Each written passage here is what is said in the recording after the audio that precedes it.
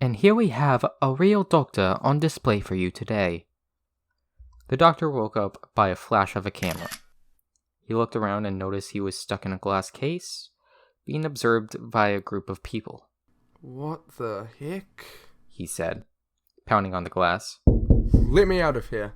The tour guide quickly turns people's attention to someone else. And over here you'll see the doctor's friend, the tour guide said. And the doctor sees Lucas in another glass case, unconscious. It finally made the doctor realize that he was on display in a museum.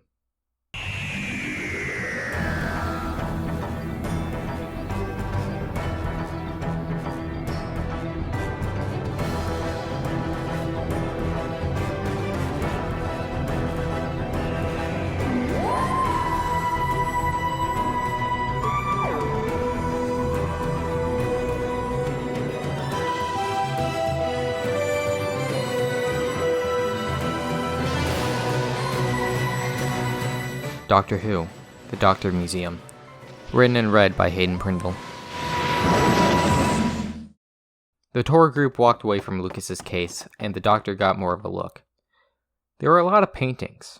One depicting a bunch of TARDISes on a dying planet, another depicting the Black Warrior battling the PJ Doctor, and another depicting Trenzalore with 11 regenerating. All the paintings depict a certain adventure the Doctor had or will have. Alright, Doctor. Think. He goes to reach his sonic screwdriver, but it's nowhere on him. It's on display next to a fez. Oh, crap. He said. He tries punching the glass next, but it doesn't go anywhere. Interesting. This glass is of a very strong material, he said to himself. He's trapped. Meanwhile, Lucas has finally woken up. Doctor? Lucas asked. What are we doing here? It appears that we have been kidnapped and put on display in a museum, the PJ Doctor said, looking for a way to escape. What? How'd that happen? Lucas said, also trying to find a way to escape. I'm not sure, but we need to find a way out of here, the PJ Doctor replied, brainstorming ways of escape. This place seems really familiar. It's like I've visited here before. Doctor, another museum? Amy asked. Well, Amy, this one is special. This is the most important museum in all the universe, the doctor replied. Not the PJ Doctor, the one in the bow tie. Well, what makes it so special? It's a museum all about me, the doctor said. The 11th Doctor, to be exact. With a big grin on his face as he walked down the museum. This museum was built to collect every victory, every companion, every Sonic. Whoever decided to make it is a genius. The doctor spun around in excitement. And Amy smiled, liking to see the doctor do his thing. Won't there be any spoilers? Amy asked. Not if we know where to avoid. Come on. The doctor grabbed Amy's hand and they ran off into the museum. A nice day to relax. Doctor, look, Lucas said, pointing to a screw. What is it, Lucas? The PJ Doctor replied. One of my screws are loose. Maybe if I can get the screw, I can carve a way out of here. Lucas tries grabbing the loose screw and tugs on it, trying to get it out. Pull harder, Lucas, the doctor said. I'm trying! So, Amy, looking at a map, there's corridors for every single one of my incarnations. In letter order. So, we need to avoid anything past the 11th corridor. Let's start with the 11th corridor so we can see photos of what we accomplished, Amy replied. Alright, wait. Do you hear that? The 11th Doctor could hear glass pounding and scratching from another hallway. Hear what, Doctor? Amy asked. Change of plans, Amy. We're going down this corridor, the Doctor said, starting to walk. Wait, wouldn't that cause a paradox or something? Amy grabbed his wrist and stopped him. Possibly. But there's something alive trapped here, so let's figure out what. The doctor starts walking again and Amy follows. This seems like a bad idea, Amy said. They go from that hallway into a big room full of paintings, things in glasses, and the PJ Doctor and Lucas in the center of the room trying to escape. Wait a minute. I know him. The PJ Doctor said, looking at the 11th Doctor. Doctor, who is that? Amy asked. Why would kids be in your museum?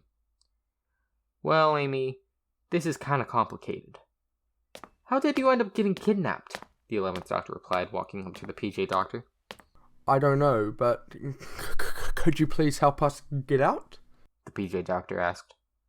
Yeah, brace yourselves for a bunch of glass shattering. The 11th Doctor points his sonic at the PJ Doctor and Lucas's cages and activates it. After a few seconds, the glass shatters into a million pieces. The Doctor and Lucas carefully step out. Thank you, Doctor, the PJ Doctor said. No problem, Doctor, the 11th Doctor replied. Wait, Doctor, that kid's you? Did you not get dressed? Amy asked. Oi, this is comfortable, PJ Doctor said, defensive. Lucas just chuckled. No time to argue. What's going on? The 11th Doctor asked. That's when they all hear someone walk in. Oh, good. You two found each other, someone said in the shadows. They turned to face him. Who's that? The PJ Doctor asked. A man in a green suit, black tie, and white shirt comes into view. I'm Mr. Sampson. I created this place. Oh, Mr. Sampson. Nice to meet you. I'm the Doctor. This is Amy. This is also the Doctor. And that is... the 11th Doctor said. I'm Lucas. Lucas said. Right, Lucas. Anyway, we're flattered that you made this museum all about us, but did you really have to kidnap this other Doctor? Well, nobody wants to settle unseen look-like zoo animals. They want to see the real thing. And that's why you're here, to become part of the collection. Yeah, I think we'll pass, Mrs. Sampson. Amy? Lucas? Doctor? Let's go. The 11th Doctor started walking away, only for Mr. Sampson to stop them. You're not going anywhere, Doctor, Mr. Sampson said, sternly. Why's that? The PJ Doctor asked. Because if you try to leave again, I will kill you and hang your corpses on display. I'd like to see you try, Lucas said. There's 4 of us and 1 of you. And 1 is all I need, Sampson said, reaching towards his forehead, unzipping a zipper. Doctor, what is that? Lucas asked. He's unzipping his skin, which means he's a Slovene. And Sampson got out of his skin disguise. The green skin, long claws, and beady black eyes you'd expect from a Slovene is there, looming over them. So, Doctor, plan? The PJ Doctor asked. Well, yes. Run! The 11th Doctor yelled. And they ran the opposite way of the Slovene. The hallway they ran through sprawled with paintings and memorabilia of the Doctor's past and future. Don't look at any of it, the PJ Doctor yelled. This way, the 11th Doctor said, pulling them aside. And there they see the TARDIS. Whose TARDIS is that? The PJ Doctor asked. I don't know, but let's take a look, the 11th Doctor said, snapping his fingers and having the TARDIS doors open. They all walk in and shut the door. The inside was very gray and moodily lit. The time router was one that spun up and down like in their first few incarnations, and the Doctor changed in its inside to be a grand door with the round things. Ah, yes. This is mine, the PJ Doctor said. There seems to be railings over the console. The Slovene was using the TARDIS as a walkthrough attraction, Lucas said. That's rude. She's more than just an attraction, aren't you, old girl? The 11th Doctor says. The TARDIS makes some pleasant noises. That's right, he said. Now, a Slovene is easy to take care of. We need vinegar. Where's the kitchen? I'll get it, the PJ Doctor said. Lucas, with me. The PJ Doctor and Lucas run off into the TARDIS to look for vinegar. What do we do, Doctor? Amy asked. We're going to have a talk with Mr. Sampson, the 11th Doctor said. Mr. Sampson was pacing around the museum, looking for the doctors. You can't hide forever, he yelled. And the 11th Doctor walks behind him. I'm not running. Hello, Mr. Sampson. Ah, Doctor. I see you've decided your fate. Well, not exactly. I've come to have a chat. Fancy a cup of tea? I fancy you in a cage. Well, that's not gonna happen, so best get a cup and relax. Why bother talking? You know I can trap you. Because I want to know your plan. My plan? Yes, so go on. People usually do that during this time in the conversation. I'm a businessman. I make millions of dollars every day on this museum. Imagine how much more I would get if every doctor, every companion, every TARDIS on display. Yeah, I'm going to have to respectively decline. Amy, now! Samson turns around just for Amy to spray the ground with vinegar. Samson screamed and took a few steps back, where the 11th Doctor spills some vinegar on the ground as well. Samson turns the other direction, and Lucas spills some there too. He turns around and the PJ Doctor does the same. He is surrounded by a circle of vinegar. No! Samson screamed. No more running this museum. We're gonna shut you down, Samson, the PJ Doctor said, smiling as if he won. Remove this liquid at once, Samson yelled. No, you lost, Lucas said.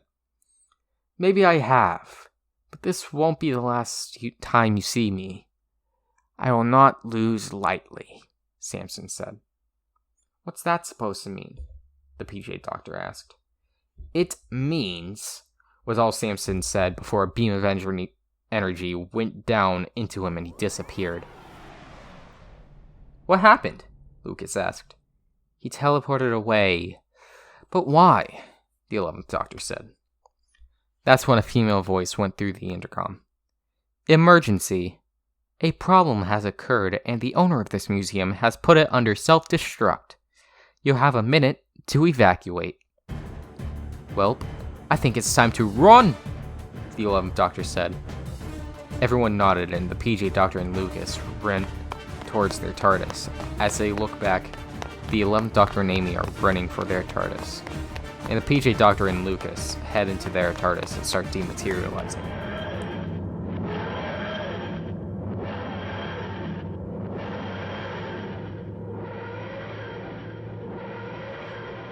By the time they dematerialize, the museum exploded.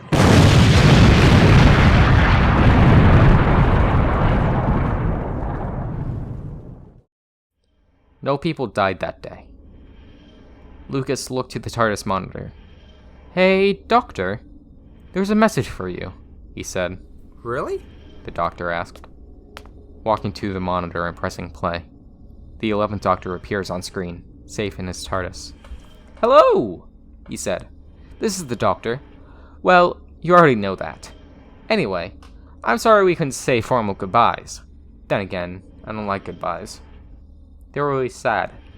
But anyway, me and Amy wanted to say thank you for the help. Well, you should be thanking us, since we saved you. But that's no big deal. We left a little something for you guys as a thank you. Thankfully, the TARDIS makes things forever fresh, so you don't need to worry about moldy food. Hopefully we can meet again. Well, see you in the future. The 11th Doctor waved and the message ends. I wonder what he left for us, Lucas asked.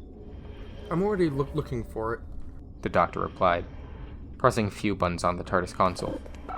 The gift from the 11th Doctor and Amy teleported onto the time router. It was a fez and a bowl of fish fingers and custard. The Doctor laughed. That takes me back, he says, grabbing the bowl and a fish finger. You're not going to eat that, right? Lucas asks. But the Doctor already dipped the fish fingers in and ate it. Not as good as I remembered, but it's fine. You want some, Lucas? The Doctor asked. No thanks. I'm not hungry, he said. More for me, I guess. So, Off to new adventures? The doctor asked. Lucas nodded. The doctor smiled. Well, Geronimo, he said, pulling the dematerialization lever in again, and the TARDIS flew off, onto the new grounds and new adventures.